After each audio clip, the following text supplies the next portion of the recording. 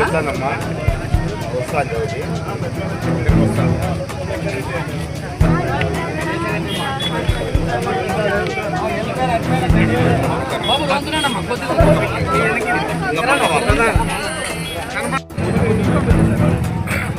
మంత్రి సత్యకుమార్ గారు,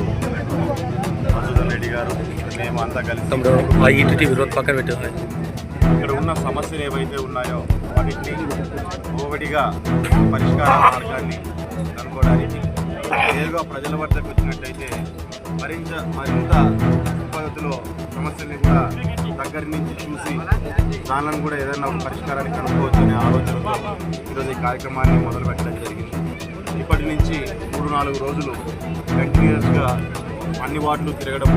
తిరిగి అక్కడ ఉన్న ప్రజలతో మమేకమై ప్రజలతో సమస్యల్ని తెలుసుకొని ఆ సమస్యల్ని కూడా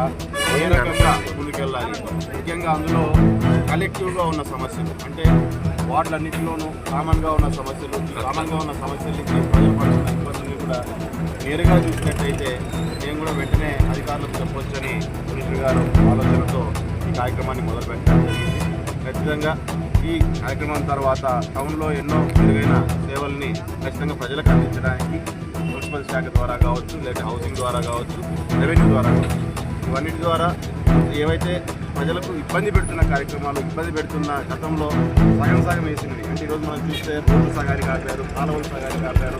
ఈ రకంగా ఆపేసి అవసరమైన చోట